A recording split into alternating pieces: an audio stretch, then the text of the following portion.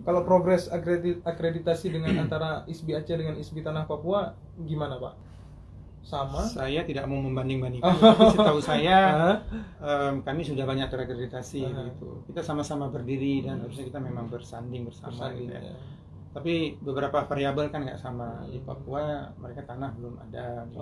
Iya. Terus kondisi juga tidak sekondusif di Aceh. Gangguan keamanan kita bisa bilang hampir tidak ada, bahkan mungkin tidak ada sama sekali gitu. Di tanah Papua, di tanah Papua menurut saya ada beberapa gangguan keamanan gitu yang masalah tanahnya belum selesai gitu.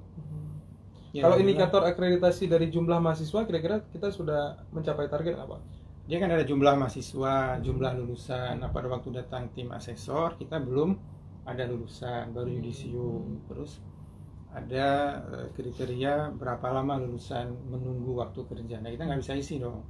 Terus berapa lama waktu tunggu, berapa lama berapa banyak lulusan. Jadi yang seperti itu kita hanya bisa beri masukan kepada tim asesor yang hadir. Terus juga banyak masalah-masalah penelitian dan pengabdian. Kita juga ada dana penelitian dan pengabdian kepada masyarakat dari PNBP ISBI Aceh. Tentunya itu kan persaingannya nggak berapa ketat. Nah, kita inginkan teman-teman mendapatkan bantuan penelitian dan pengabdian dari Ristek Dikti dulu. Jadi alhamdulillah setelah kita datangkan coaching dari USK atau Unsia dulu, dan beberapa teman-teman lainnya juga sudah mulai tergiat gitu. Mereka sudah mulai biasa membuat proposal dan alhamdulillah setiap tahun kita mendapatkan dana dari kementerian dalam rangka penelitian dan pengabdian. Dan tentunya ini kan menaikkan citra ataupun kredit poin apabila asesor datang gitu. Jadi banyak faktornya, ada 7 standar kalau yang lama gitu ya. Kira-kira kalau sampai tahun 2022 nih Bapak menjabat, mampu nggak Pak untuk meningkatkan lagi akreditasi ini Pak? Ya, kita usahakan. Yang pertama itu seni tari. Mereka tentunya akan berbenah sekarang dan dosennya sudah PNS semua. Cuman 1-2 perlu meningkatkan lagi ininya fungsional dosennya. Nah, kebetulan di seni tari itu ada satu dosen baru saya teken SK tadi sudah menjadi lektor 300 dan itu jadi poinnya besar. Kalau yang kuantitatif itu tidak bisa kita akal-akalin. Berapa dosen dengan pangkat ini, inilah pengalinya, inilah hasilnya. Ini nggak bisa dinegosiasi. Tapi kalau misalnya Tata Pamong, kita udah menjalankan ini Pak. Jadi artinya masih ada negosiasi. Memang keputusan akhir di para asesor. Tapi ini kapan datang lagi nih Pak? Hari Senin. Oh, hari Senin. Hari Senin tanggal 8 itu prodi terakhir nih di akreditasi. Prodi apa daring. Seni teater. Ini teman-teman sekarang sudah mempersiapkan bahan dan kita juga sudah mempersiapkan 2 orang 9 kriteria sekarang untuk akreditasi perguruan tinggi. Mudah-mudahan sebelum saya selesai itu sudah terakreditasi perguruan tinggi. Nah, ini kita serahkan ke prodi masing-masing. 2 tahun mereka siap nggak untuk reakreditasi, tentunya dengan kriteria yang baru yang 9 kriteria yang berbasis outcome dan output. Nah, kalau mereka siap ya kita persilakan, tapi kalau enggak ya tunggu akhir-akhir mau akreditasinya berakhir. Nah, kalau ngomong prodi Pak, sekarang jumlah prodi di ISBI ada berapa nih Pak? Nah, kita kan belum ada fakultas nih Pak. Masih jurusan ya Pak. Jadi jurusan itu ada 2. Yang pertama jurusan seni rupa dan desain. Di dalamnya itu ada 3 program studi S1. Yang pertama program studi S1 seni lukis atau seni rupa murni, itu yang intinya seni lukis. Terus kriya seni yang lebih ke ornamen, ketok tembaga, kayu dan juga ukiran dan juga tekstil di situ atau pabrik ya. Yang ketiga desain komunikasi visual. Itu yang sangat favorit hari ini. Yang dulu namanya graphic design atau desain grafis, sekarang namanya DKV, desain komunikasi visual, dan itu yang sangat favorit di seluruh Indonesia.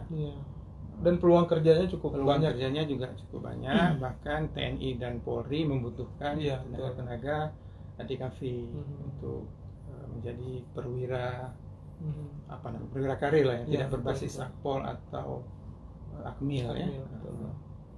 Nah, berikutnya jurusan seni pertunjukan itu membawahi 3 program studi. Ini program studi S1 seni karawitan atau yang lebih berbasis tradisional, musik tradisi ya. Yang kedua seni teater atau drama. Yang ketiga seni tari. Nah, itu juga lumayan banyak peminat sama karawitan ya. Berarti yang unggulan ini Pak DKV tadi sama seni pertunjukan. Karawitan dan Karawitan, seni tari. Kalau teater sendiri Pak? Teater ini, padahal teater itu kan mencetak calon aktor dan aktris gitu ya. Saya nggak tahu ini ada demand-nya menurun memang seluruh Indonesia. Ini perlu kita telaah secara ilmiah dulu kenapa seluruh Indonesia itu penurunan terjadi di program studi seni teater. Kalau di Aceh mungkin disebut sandiwara gitu. Sandiwara. Tapi enggak sih Pak, kalau di Aceh juga udah banyak sekarang muncul aktor-aktor. Iya. Ini. Karena menjadi aktor itu kan bisa secara otodidak, bisa iya. secara kursus juga. Intinya bisa diperoleh melalui pendidikan non formal. Misalnya di London School of Design itu yang ada di Indonesia itu kan, itu mungkin cukup setahun ikut kursus. Tapi kalau di ISB kan harus menjadi sarjana seni. Minimal 4 tahun ya. 4 tahun minimal 8 semester. Jadi ada 6 program studi yang dua jurusan ini akan kita kembangkan menjadi cikal bakal fakultas. Oke.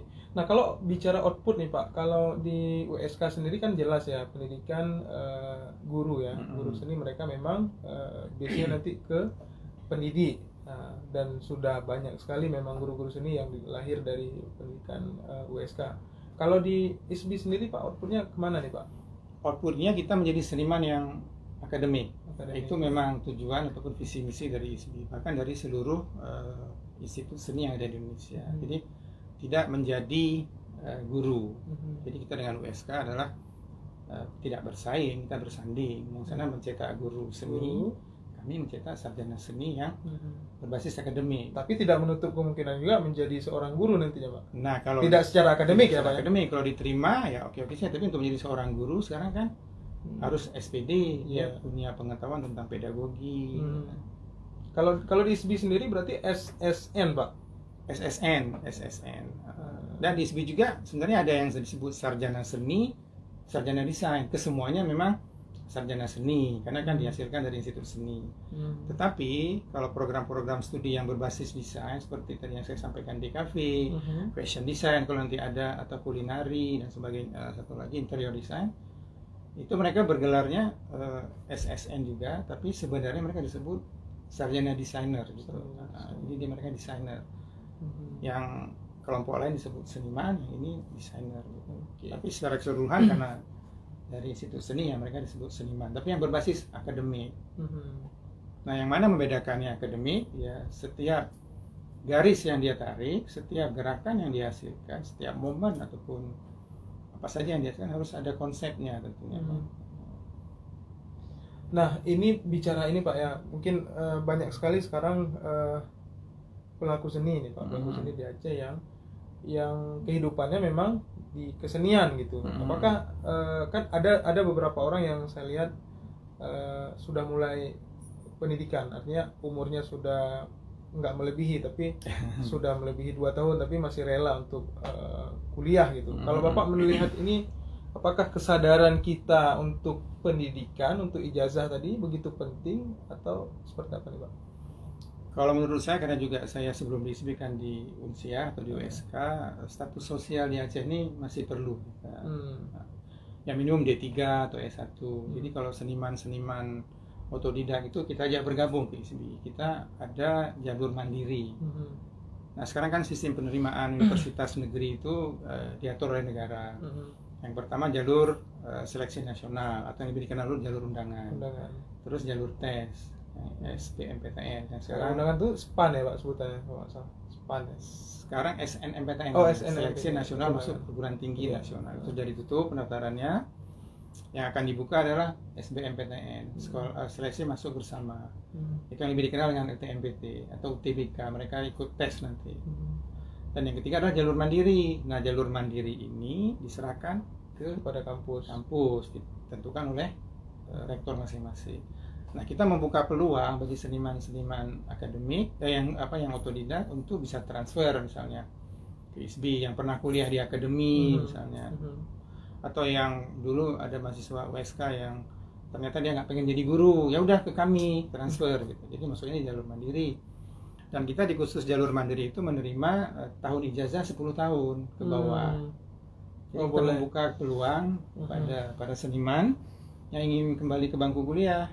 Tetap boleh gitu. Boleh. Ada beberapa orang ya seperti yang saya sampaikan kakak, Bu Popi, itu kan sudah sarjana, dia kan kuliah kembali. Jadi kita terima 10 tahun terakhir di jalur mandiri ijazah. Kalau sekarang 2020, berarti 2012.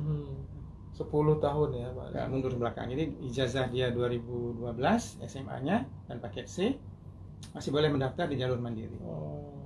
Jadi itu kita berikan peluang. Kalau biaya kuliahnya Pak? Biaya kuliahnya tentunya itu maksimum di UKT kita. Uang kuliah UKT. Kita kan ada 500.000, 750.000, 1 juta. Di rata-rata berkisar 1 juta karena masuknya kan di jalur mandiri. Nah mereka harus memperlihatkan portofolionya juga. Kalau dibilang seni ya dia ada rekaman masterpiece-nya lah, ya, punya karya gitu ya. Karya. Itulah peluang bagi seniman otodidak yang ingin bergabung kembali menjadi seniman akademik. Gitu. Nah ngomong-ngomong nih Pak soal seniman akademik dengan seniman otodidak, kalau Bapak melihat ini seperti apa nih Pak? Karena banyak sekali yang lahir seniman nggak di jalan sih, secara otodidak dari teman ke teman, masuk sanggar, main musik gitu kan, kemudian dia terbentuk dengan lingkungan seniman gitu. Kemudian ada satu lagi sekarang jalur yang dari ISBI menjadi seniman akademik gitu. Kalau Bapak melihat ini seperti apa nih Pak fenomenanya? Kalau saya melihat mereka rata-rata punya kemampuannya sama, ya karena melukis misalnya kan itu bakat, membuat mural bakat. Tapi tentunya saya tidak membela ISBI, ini kan yang kenyataannya. Apabila seorang seniman akademik dia punya konsep, punya teori yang dia terapkan.